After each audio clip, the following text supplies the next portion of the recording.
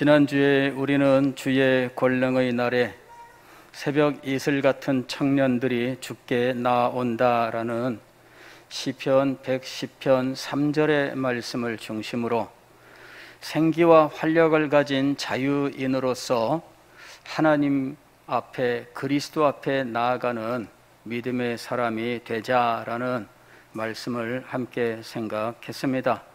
청년이란 생물학적으로 연령에 따라 청년이 아니라 생기와 활력을 가진 자유인으로서 매이지 않는 자들을 의미한다라고 말씀을 드렸습니다. 우리는 이 세상을 사는 동안 하나님의 백성으로서 사명을 가지고 있지만, 그러나 매인 것들 때문에 사명을 제대로 감당하지 못하는 경우들이 너무나 많습니다. 현실에 대한 염려와 근심, 걱정, 불안, 이 모든 것들이 우리를 얽어매고 있습니다. 얽어매기 쉬운 것들, 이런 것들이 이 세상에 가득하게 있는 것입니다. 마치 거미줄처럼 여기저기 염려와 근심과 불안과 걱정과 모든 것들이 얽히고 설키고 있는 것이지요. 그 속을 가는 동안 우리는 이 거미줄처럼 얽혀있는 이 모든 것들이 우리를 얽어매고 있는 상황 속에 있는 것입니다. 이 모든 것들을 다 물리치고 참 자유인으로서 주님을 섬기는 자들, 그가 바로 주의 권능의 날에 주님 앞에 오는 하나님의 백성들입니다. 그들의 특징은 자원하는 자라고 하는 것입니다. 주의 권능의 날에 하나님의 백성들, 즉 자원하는 자들이 주님 앞에 나아올 것입니다. 그들의 마음은 주님께 대하여 열려 있습니다. 그들은 주님께 대하여 언제나 적극적이고 긍정적인 마음을 가지고 있습니다. 주님께서 말씀하시면 언제든지 아멘으로 화답하는 아멘의 사람들입니다.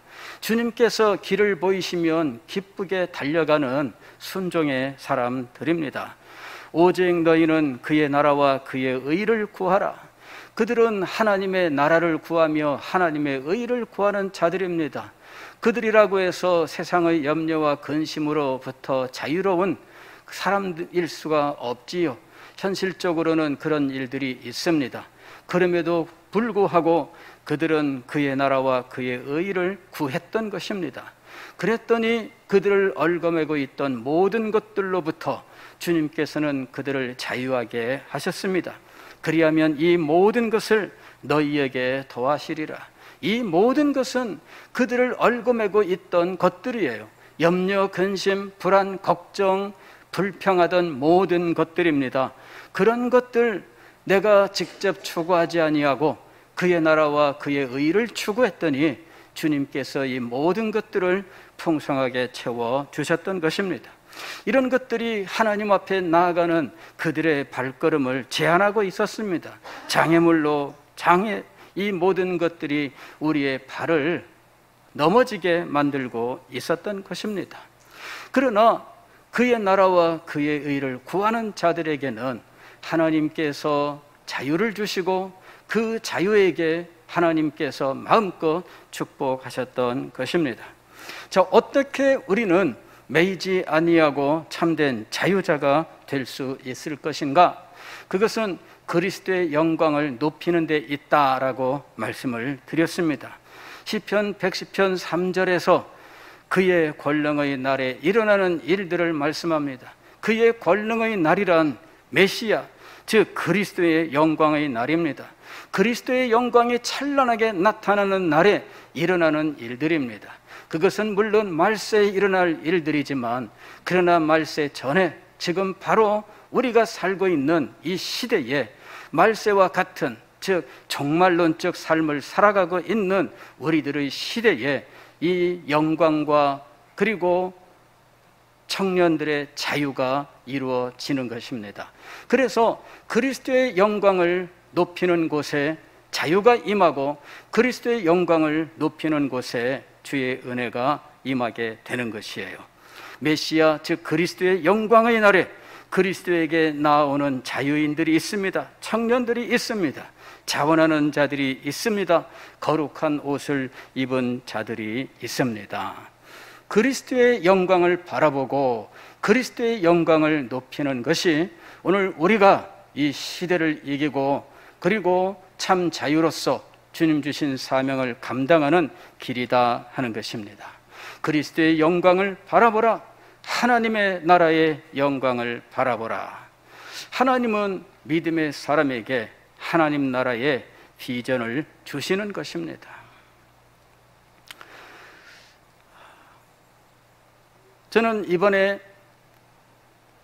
믿음으로 열망하라 하는 제목으로 믿음에 대하여 생각을 하면서 참 이 믿음이 얼마나 놀라운 것인지에 대해서 더욱더 절감을 했습니다. 히브리서 11장을 보면 믿음의 조상들이 나오는데 이 믿음의 조상들은 어떤 사람들인가?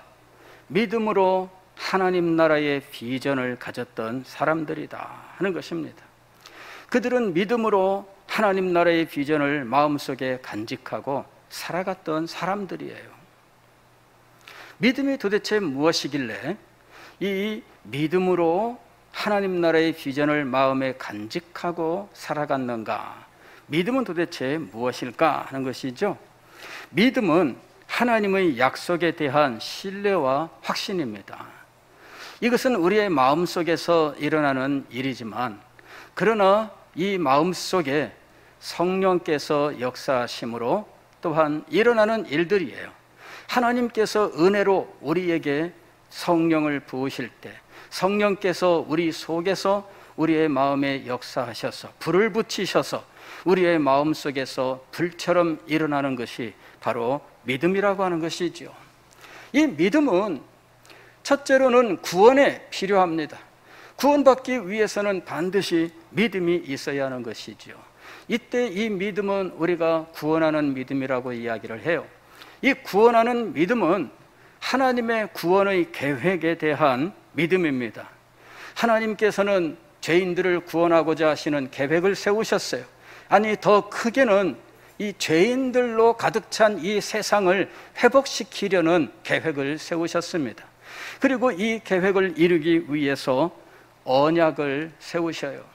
구원을 위한 언약을 세우시는데 첫째로는 성부 하나님과 성자 사이에 언약이 있습니다. 성부와 성자 사이에 이 언약을 세우는데 이것을 가리켜서 구속의 언약이라고 이야기를 합니다. 그래서 하나님이 내가 이 세상을 구원코자 한다. 그럴 때 이 구원을 위하여 누가 그 일을 함께 할 것인가? 성자께서 그 일을 함께 하시기로 하셔요. 그때 이 죄인들을 구원코자 하는 하나님의 계획 속에서 성자는 그 역할이 굉장히 힘들고 어려운 역할이에요. 육신을 입고 이 세상에 오셔야 하는 것이었습니다. 그리고 죄인들의 죄를 대신 짊어지시고 죄인으로서 하나님의 심판을 감당해야 했던 것이지요. 그 심판은 오직 죽음으로 밖에는 감당할 수 없는 심판입니다. 그래서 그리스도는 십자가 위에서 죽으셔야 했던 거예요. 그리고 하나님은 이렇게 하나님께서 죄인들을 대신하는 분, 즉 중보자를 보내셔서 죄인들의 죄를 대신 짊어지시고 죄인들을 위한 심판을 대신 받게 하신다는 사실을 믿게 하신 거죠. 그걸 믿어야 돼요. 그리고 그것을 믿는 자들에게는 죄사함의 은혜를 주시고 생명의 은혜를 주시고 하나님의 자녀가 되게 하시고 하나님 나라의 기업을 상속할 수 있게 하신다는 약속을 주셨는데 이 사실을 믿어야 했던 것이지요. 그래서 이 구속의 언약, 성부와 성자 사이에, 그 다음에 은혜 언약, 우리가 복음이라고 부르는 것입니다.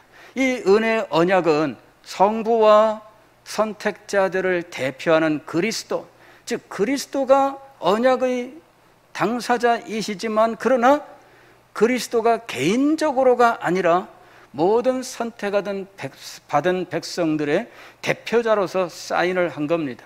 그래서 우리들이 그리스도의 그 사인의 동참자가 되는 거예요. 어떻게? 그리스도와 우리는 동참하는 자가 되느냐?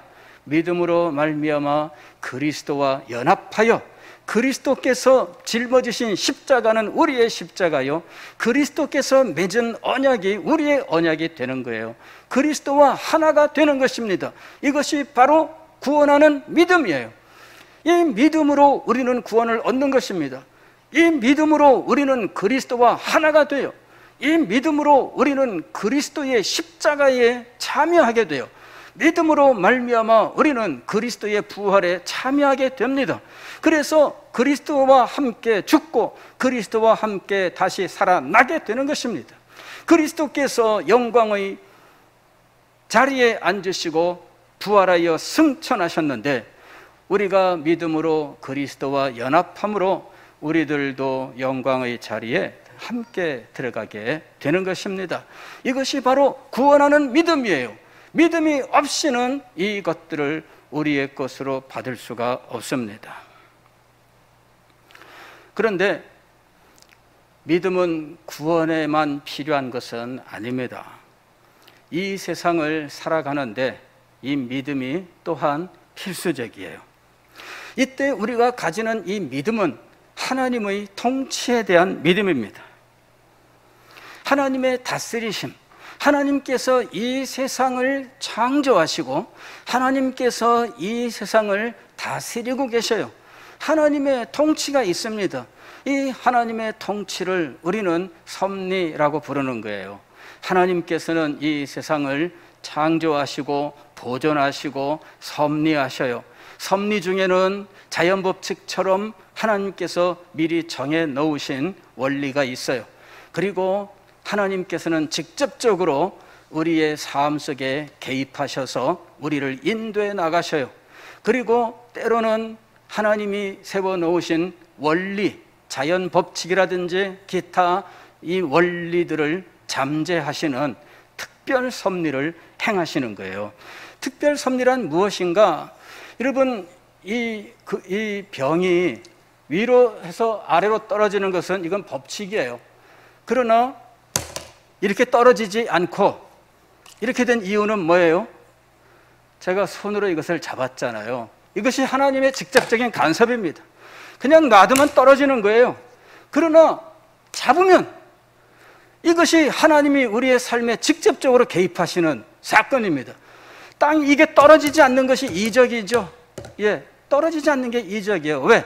하나님이 간섭하셨거든요. 이렇게 하나님은 우리의 삶을 다스리고 계시는 거예요. 하나님은 우리를 당신의 거룩한 뜻을 이루는 자리로 인도하고 계셔요. 그렇게 인도해 나가시는데 우리의 삶을 세밀하게 살피시고 하나하나 상합하고 연락하게 하시되 필요한 순간에는 떨어지는 원칙까지도 잠재하시는 놀라운 이적을 일으키셔서 하나님의 뜻을 우리 가운데 이루신다 하는 것입니다. 이 믿음이 우리에게 있어야 돼요. 이 믿음이 바로 하나님의 계획에 대한 믿음이에요. 하나님이 우리에게 사명을 주셨고 이 사명을 이룰 계획 속에서 우리를 인도하고 계시는 것이죠. 하나님의 통치에 대한 믿음, 바로 이것이 이 세상을 살아가는 우리에게 반드시 필요한 것입니다. 세 번째로는 하나님의 나라를 위하여 특별한 일들을 역사적으로 실현시키기 위해서 믿음이 필요한 거예요. 고린도전서 12장 8절 이하에 보면은 성령의 은사가 나옵니다. 지혜의 말씀, 지식의 말씀, 또 방언과 예언과 이런 것 가운데에 또 병고침과 이런 성령의 은사들이 나오는데 그 중에 특이하게 나오는 은사가 있습니다. 이게 뭐냐면은 믿음의 믿음. 아니, 우리는 구원 얻는 믿음을 가지고 믿음으로 구원을 받았는데 성령의 은사로서 믿음이 왜 필요한가 하는 것이죠. 이때의 믿음은 구원 얻는 믿음을 말하는 것이 아니에요. 물론 구원 얻는 믿음도 하나님께서 주신 은사입니다. 이게 은혜의 선물이 은사라는 말이에요. 에베소서 2장 8절, 9절, 10절을 보게 되면 하나님께서 우리에게 믿음을 선물로 주셨다라고 이야기합니다. 이는 너희로 자랑치 못하게 하려 함이라. 우리가 하나님 앞에서 자랑하지 못하도록 하나님께서 우리에게 믿음을 선물로, 즉 은사로 주셨어요. 그러나 그 선물과 성령의 은사로서의 선물은 달라요.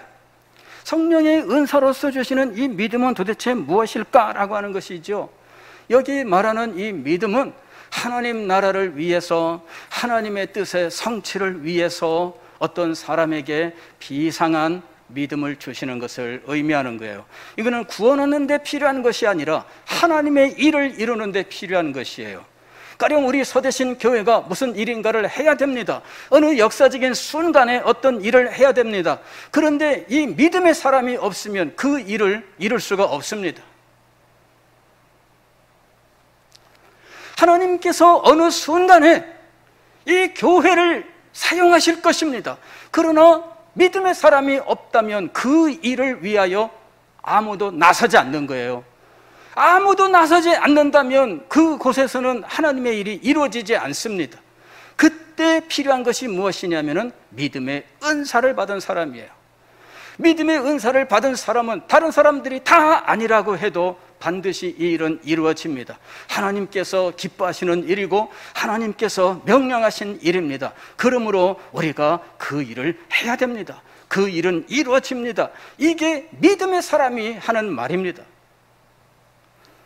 그러나 대다수의 사람들이 이 믿음을 갖고 있진 못해요. 분명히 그들이 구원 얻는 믿음을 가진 건 맞아요. 예수 그리스도를 믿습니다. 그러나 하나님의 나라를 위하여 하나님께서 어느 특정의 역사적 순간에 그들에게 주시는 사명을 위하여 헌신하고 달려드는 이 믿음은 또 다른 문제라는 것입니다. 우리에게 지금 어떤 사람이 필요한가 하는 것입니다. 믿음의 사람이 필요해요. 아니, 예수님을 믿음으로 구원을 얻습니다라는 이 믿음이 아니라 그 믿음 위에 세워지는 하나님의 섭리와 통치를 믿는 믿음 위에 세워지는 하나님의 특별한 역사적인 과제를 향한 믿음을 가진 사람이 우리에게 필요한 것입니다. 믿음으로 열망하라 라는 말은 바로 그것을 소망하고 있는 거예요. 가령 우리가 역사적으로 우리가 안고 있는 이 시대적인 문제들에 대해서 통찰을 했습니다. 이 시대가 이렇게 될 것이다, 어떻게 될 것이다 라고 하는 전망을 했습니다. 이건 다 인간적인 것이에요. 그러나 이 인간적인 전망을 성령께서 특정하게 아주 분명하게 보여주시는 일이 있습니다. 그리고 그것을 위하여 준비하게 하시는 일이 있어요. 하나님이 이 시대의 이 상황 속에서 무엇을 기뻐하시는가, 무슨 일을 하기를 원하시는가 하나님 앞에 묻게 하시고, 그리고 그 물음에 하나님께서 답을 주시면 그것을 믿고 그 믿음으로 굳게 서는 거예요. 믿음으로 굳게 서는 하나님의 사람이 필요한 것입니다. 그냥 우리가 평소에 예배드리고 기도하고 좋아요, 그것이 필요 없다는 얘기가 아닙니다. 그것은 다 있어야 돼요. 그러나 그 위에 무엇이 있어야 돼요? 그 위에 하나님의 역사적인 뜻에 대한 믿음을 가진 일이 필요하다는 거예요. 그 믿음이 있어야 하나님의 뜻을 이 땅에 이룰 수 있는 것입니다. 우리에게 필요한 것이 무엇일까요? 이 믿음을 가진 사람이에요. 이것이 바로 고린도전서 12장에서 말씀하고 있는 믿음의 은사인 것이죠. 이게 성령의 은사인 이유는 무엇일까요? 구원 얻기 위한 믿음의 은사가 아니라 하나님의 뜻을 이 땅에 이루기 위한 믿음의 은사를 말하는 것입니다. 이 믿음은 성령께서 이미 예수님을 구주로 믿는 사람에게, 그리고 하나님의 통치를 믿는 사람에게 주시는 거예요. 그 사람에게 특별한 하나님의 뜻에 대한 믿음을 주셔서 그 일을 추진해 나가게 하시는 겁니다. 믿음의 사람이 있어야 하나님의 일이 성취되는 것입니다. 고린도전서 12장 28절 이하에 보면, 고린도전서 12장 8절 이하에 나오는 성령의 은사 외에도 몇 가지 은사들이 더 등장하는 것을 볼 수가 있습니다. 제가 여러 해 동안 붙들고 씨름하면서 번역했던 책이 8월 달에 드디어 출간이 됐습니다. 한 750페이지 이상 되는 굉장히 방대한 이런 책인데, 이 성령론을 제가 번역하고 여러 가지를 깨달았지만 그 중에 성령의 은사에 대한 새로운 통찰이랄까 깨달음이랄까 이런 것들을 얻는 순간이 있었습니다. 그것이 고린도전서 12장 28절에 나오는 성령의 은사에 대한 해석입니다. 여기 보면은 서로 돕는 것과 다스리는 것이라고 하는 은사가 등장을 합니다. 이것이 성령의 은사인데, 서로 돕는 것, 이 도대체 무엇일까? 다른 곳에서는 구제하는 것 이런 식으로 이야기를 했어요. 구제하는 것, 이것이 성령의 은사인가? 다스리는 것, 이건 도대체 무엇일까 하는 것이죠. 그래서 이런 은사의 정확한 의미에 대해서 하여튼 주장들이 많아요. 성령의 은사는 이적과 같은 것이다. 그래서 인간의 재능과 상관이 없는 성령의 특별한 역사다. 이렇게 주장하는 사람들은 사실 이제까지 성령의 은사를 그렇게 받아들이고 있었던 거지요. 그런데 새로운 해석이 있었어요. 즉, 우리의 재능과 우리가 배우고 경험한 것들을 성령께서 비상하게 사용하시는 것이 있다는 거예요. 그것도 역시 성령의 은사에 지금 열거되고 있는 것이다. 이렇게 해석을 하는 거예요. 가령 서로 돕는 것이라고 하는 이 말은, 이 말의 헬라어 원어는 다른 헬라어 용례들, 즉 성경이 아닌 다른 문헌들 속에서 이 단어가 어떻게 쓰이는지를 연구해보고, 또 각종 자료들 혹은 고고학 발굴로 나타나게 된 문서들을 해석을 해보니까 이 서로 돕는 것이라고 하는 이 말은 회계하는 것, 장부 정리하고 이렇게 그 가게 같은 거 경영하고 어떤 사업을 운영할 때 필요한 이런 경영에 관계되는 용어다라고 하는 것을 알게 된 거예요. 서로 돕는 것은 단지 구제를 의미하는 것이 아니라 이것은 경영을 의미하는 것이다. 그 다음에 이 다스리는 것이라고 하는 이 헬라어는 행정과 관련되는 거예요. 행정. 가령 여러분 행정이라고 하는 것은 정부 이런 데 많이 쓰는 거잖아요. 행정부 이런 말을 쓰고 있잖아요. 정부를 가리켜서. 거기 정부가 유지되기 위해서는 행정의 뒷받침이 돼야 돼요. 그 정부가 하는 일의 대부분은 뭐냐면은 행정과 관련되는 거예요. 그리고 이 행정이 무너지면 정부가 우왕좌왕하고 일이 제대로 풀리지 않는 거죠. 그래서 이 행정에 대하여 잘 아는 사람들이 이 일을 하면 질서 있게 일이 잘 세워지지만, 행정에 대하여 모르는 사람들이 그냥 이름만 가지고 그 자리에 가서 앉으면 온갖 종류의 문제들이 이루어지고 일들은 이루어지지 않으면서 오히려 잘못되는 이런 상황인 거예요. 하나님 나라의 일도 마찬가지라는 것이죠. 하나님 나라의 일도 이 경영과 행정이라고 하는 것이 필요한데, 이거는 직분자이기 때문에 누구나 다 할 수 있는 거 아닙니다. 가령 장로님이면 경영과 행정의 달인이 될까요? 장로님으로 임직하는 순간? 아닙니다. 장로님들이 경영과 이 행정의 모든 부분을 내가 장로니까 해서 이분들이 모든 걸 간섭한다면 교회 일은 산으로 갈 거예요. 왜? 장로님이라고 누구나 그걸 잘하는 거 아니에요. 장로님을 치리장로라고 이야기하는데 치리하는 것, 다스리는 것 똑같이 이리 생각하면 이거는 정말 나이브한 겁니다. 이거는 은사예요, 은사.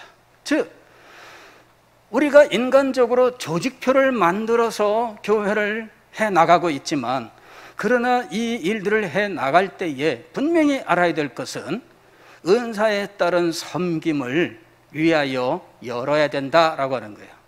은사에 따른 섬김이 열려 있어야 되는 거예요. 그래서 장로님들이 잘 하시는 분은 어떤 분이냐? 은사에 따라서 섬길 수 있는 길을 잘 열어주는 분이에요. 내가 다 나서서 내가 장로니까 나를 통하지 않으면 아무것도 못해, 이래갖고선 자기가 다 챙겨요. 그러는 교회는 안 됩니다. 어떤 교회가 잘 되느냐? 열어주는 교회예요. 은사에 따라 섬길 수 있도록 누구는 이걸 잘하니, 누구는 이걸 잘하니, 그런 재능들을 살리고 경험들을 살리고 경력들을 살리고, 그 위에 그들이 그것을 믿음으로 이것을 살릴 수 있도록 도와주는 거예요. 단지 세상 경험이 많다고 교회를 잘할 수 있는 거 아닙니다. 세상에서 무슨 은행장이면 교회 회계 업무를 잘할 거라고 생각하는데 천만의 말씀입니다. 교회 회계 업무는 믿음이 전제돼야 돼요. 믿음이 없이는 교회 회계 업무를 못 봅니다.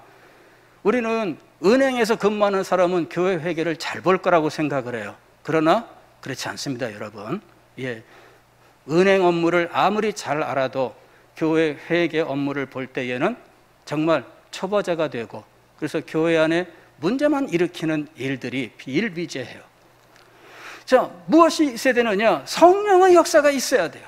그래서 그가 믿음으로 이 모든 원리들을 알고 믿음의 눈으로 볼 수 있고 믿음의 결단을 할 수 있어야 돼요. 그리고 분명한 것은 성령께서 그에게 역사하시는 것, 즉 성령에게 순종하면서 그 일을 감당해 나갈 수 있어야 되는 거예요. 그때 그에게 비상한 성령의 은혜가 임하는 거죠. 이것이 바로 성령의 은사로서의 경영과 행정이에요. 교회 안에 우리는 기왕의 은사에 대하여 이적이라고 생각하는 어떤 부분에만 집중을 했고, 그 중에서도 특별히 집중했던 것은 그냥 예언과 방언이에요. 성도들이 가장 쉽게 접근할 수 있는 건 방언이었습니다. 그래서 랄랄랄랄랄랄랄랄랄라 이러면서 방언이 가장 쉽게 접근할 수 있는 것들이었어요. 그리고 예언이라고 하는 것은 그 중에서 특별한 사람들이 또 얻는 것이라고 생각을 했습니다. 그리고 신유는 그 중에서도 더 특별한 사람들이 얻는 것이라고 생각을 했고, 그리고 다른 것들은 가볍게 생각을 했습니다. 목사님들은 지혜의 말씀과 지식의 말씀이라고 하는 은사들에 집중을 했어요. 그러나 여러분, 교회는 그렇게만 이루어지지 않습니다. 교회에는 분명히 서로 돕는 것이 필요해요. 즉 서로 잘 연합할 수 있도록 경영과 행정이 필요한데, 이런 부분들이 성령께서 사용하실 때 교회가 전략적이 되는 거예요. 전략적이라고 하는 건 뭐냐면은 큰 그림을 그리는 거예요. 단지 눈앞에 있는 이것만 그냥 처리하기 바쁜 이것이 아니라 큰 그림을 그리고 멀리 내다보면서 일을 하는 거죠. 하나님의 큰 목적을 앞에 세워놓고 그 큰 목적을 향하여 나아가게 하는 거예요. 이것이 바로 경영과 행정의 목표입니다. 즉 교회가 가지고 있는 성령의 은사로서 경영과 행정은 하나님 나라의 큰 뜻을 바라보고 그것을 위하여 나아가게 하는 것이죠. 이것이 바로 전략적인 리더십이에요. 전략적인 리더십이 거기에 작용을 해야 돼요.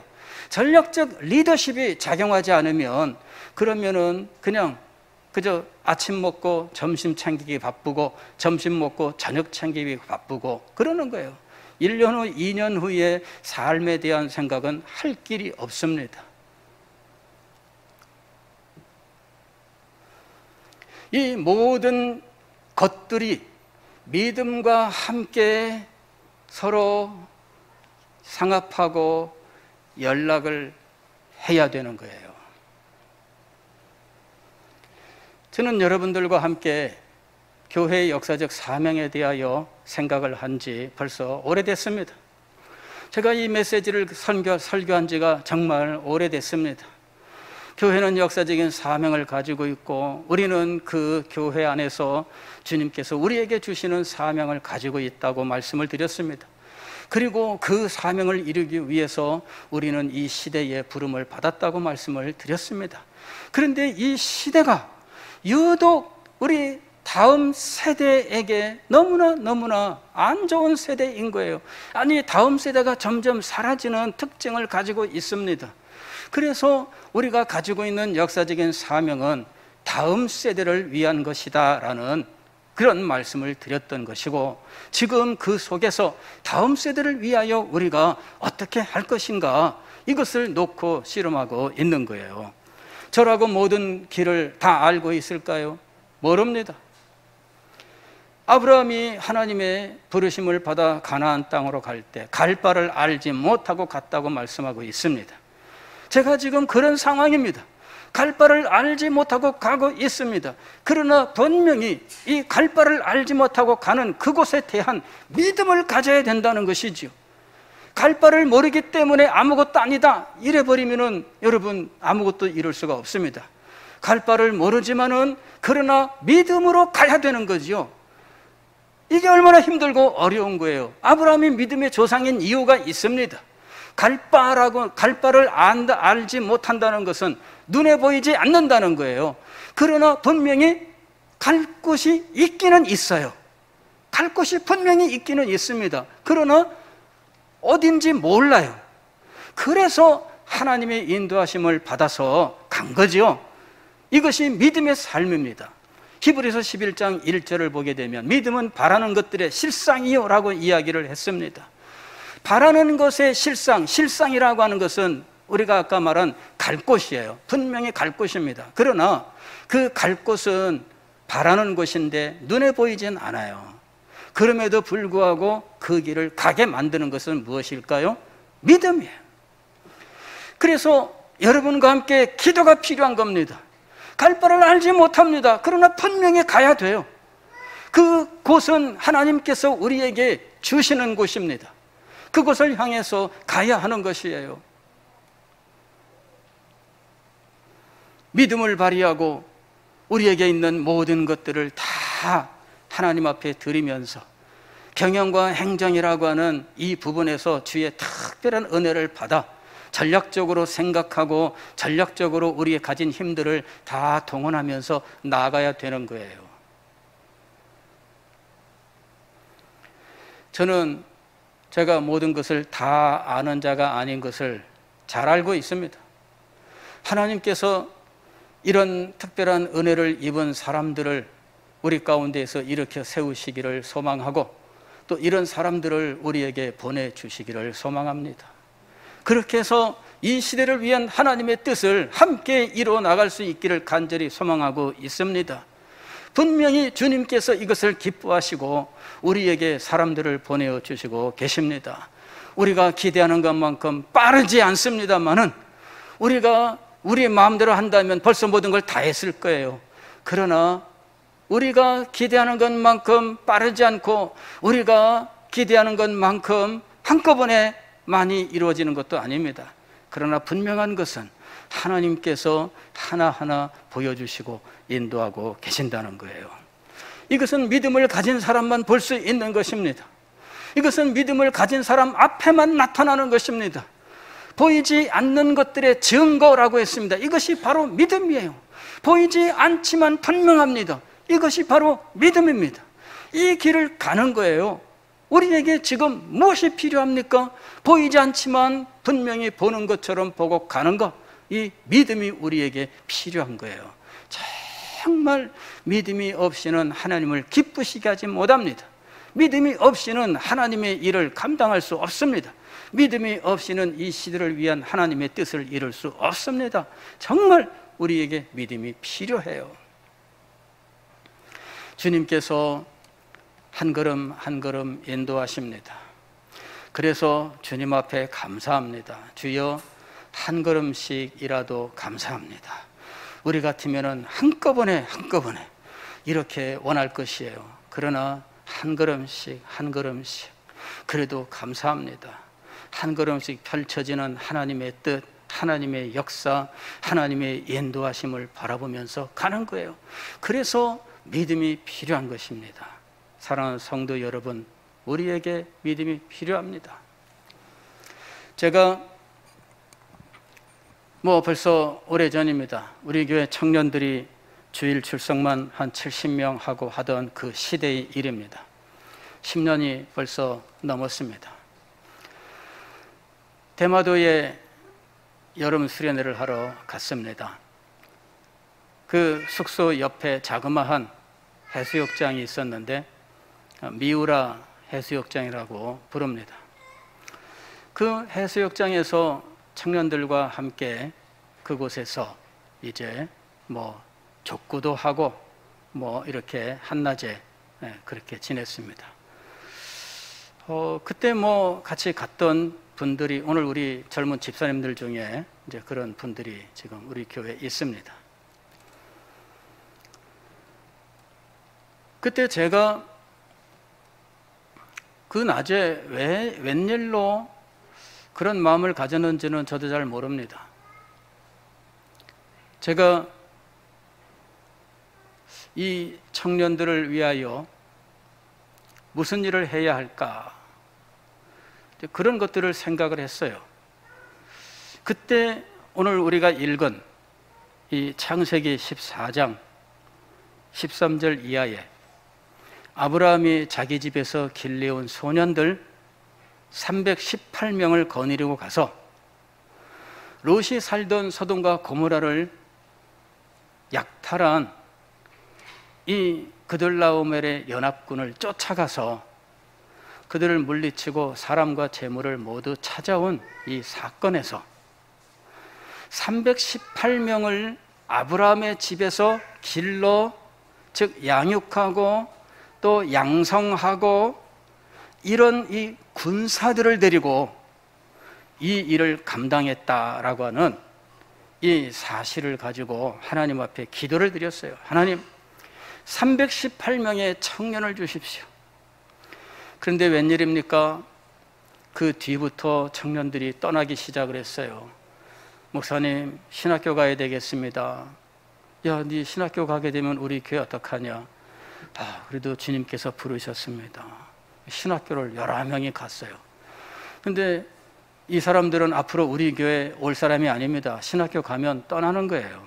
가지 마라. 있으면서 같이 일하자. 신학교 가야 됩니다. 주님이 부르신다는 거예요. 근데 이 사람이 혼자 가지 않고 여기서 연애하고 있다가 결혼해서 가는 거예요. 2명씩 한꺼번에 곱배기로 나가기 시작을 했어요. 유학을 가야 되겠습니다. 유학을, 목사님 직장이 생겼는데 저 멀리 있습니다. 갔어요. 이래가지고 이런 사유로 저런 사유로 청년들이 가기 시작을 했어요. 이 사라지는 청년들을 어떻게 하면 보충할까 주님께서 보내주시면 좋겠는데, 하여튼 우리들도 노력해야 되니까 학사도 만들어 보고 했지만 이게 만만한 것이 아니에요. 학사에 몇 명의 학생들이 왔지만 이 사람들을 믿음으로 양육하는 일을 제대로 하지 못했어요. 그냥 쉽게 청년들이 올 줄 알았는데 그렇지 않아요. 이것도 몇 년 운영하다가 이제 문을 닫았습니다. 그 다음에는 청년들이 아예 없어요. 그래서 중고등부 학생들을 어떻게 좀 잘 이렇게 해서 어쨌든 남겨둬야지 하는데 이게 쉽지가 않습니다. 나는 앞으로 서울로 갈 거예요. 대학은 서울대학교를 가겠다는 거죠. 서울에 있는 대학을 가겠습니다 이러는데 막을 수가 없어요. 왜? 저희 집도 서울에 있는 대학을 보냈어요. 그러니 애들 니들은 가지 마라 이럴 수가 없습니다. 이래 서울에 있는 대학교를 간대요. 이렇게 가는데 안 남아요. 군대 갑니다. 군대 가면 갔다 와서 아르바이트 합니다. 아르바이트 하다가 그 다음에 교회 떠나는 거예요. 군대 갔다 온 청년이 교회에 정착하는 비율이 굉장히 낮아요. 여러분, 이게 지방에 있는 교회의 지금 현실이에요. 지방에 있는 대부분의 교회들은 청년이 없어요. 일부 큰 교회에는 청년들이 있지만, 그러나 웬만한 교회들은 청년이 없어요.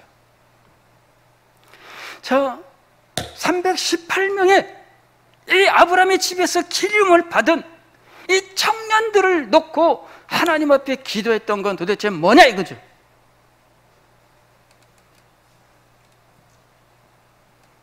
제가 혼자 생쇼를 한 거예요.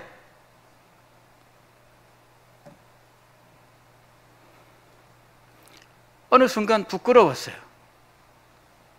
그런 기도를 드렸던 것 자체가 부끄러웠어요. 앞날에 무슨 일이 벌어지지도 알지도 못한 채 그런 기도를 드렸던 것이 얼마나 창피한지. 현실은 더 어려만 갑니다. 어떻게 해야 될까요? 여러분, 믿음의 사람이 필요합니다. 그것을 기도하게 하신 하나님께서 반드시 그 일을 허락해 주실 것이라고 하는 믿음이 정말 필요해요. 그래서 제가 주님 앞에 기도한 겁니다. 주님, 믿음을 주십시오. 그때로부터 벌써 10년의 세월이 흘렀지만, 그리고 그 동안의 청년들은 계속 빠져나갔지만, 그러나 주님, 믿음을 주십시오.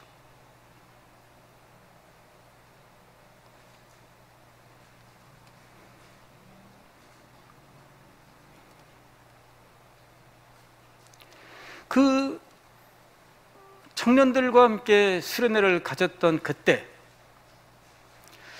하나님 앞에 드렸던 그 기도는 그냥 사라질 수도 있습니다. 그러나 믿음을 가지고 이것을 붙들고 하나님 앞에 기도한다면 이루어질 수도 있습니다. 아멘으로 한번 화답해 주세요. 예. 이루어질 수도 있습니다. 여러분, 이거 함께 이루고 싶지 않습니까? 다음 세대를 붙들고 씨름하는 이 일에 함께 동참하고 싶지 않습니까? 여러분, 이 일을 함께 해야 될 거 아니에요? 왜 하나님께서 저에게 이런 좌절과 이런 것들에 대한 믿음을 소망하게 하셨을까요? 제가 한 개인이면은 이거는 의미가 없다고 볼 수 있습니다. 그러나 제가 서대신교회 담임 목사라면 이것은 하나님의 뜻이 있는 것입니다. 믿습니까? 하나님의 뜻이 있는 것입니다. 제가 장로익이라고 하는 한 개인이라면 이거는 그렇게 큰 문제가 아니에요. 그러나 담임 목사로서 청년들을 놓고 우리 교회를 놓고 하나님 앞에 기도했었던 것들은 그냥 부끄럽다, 창피하다, 치아라 이래서는 안 되는 거라고 봅니다. 이건 믿음으로 우리가 해야 될 일들이에요. 저도 이것을 그냥 없었던 일로 그냥 치워버리고 이래서는 안 된다고 생각을 합니다. 그리고 여러분들도 이 말씀을 들었으니 이제는 없던 일로 해버리시죠, 이렇게 말씀해서도 안 됩니다. 한번 해봅시다.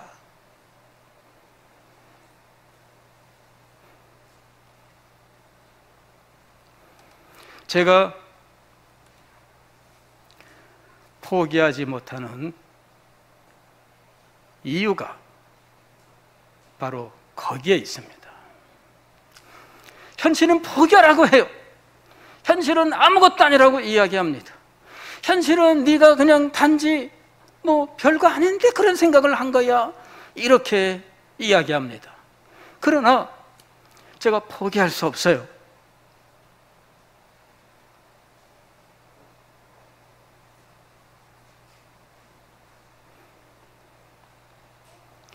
이제는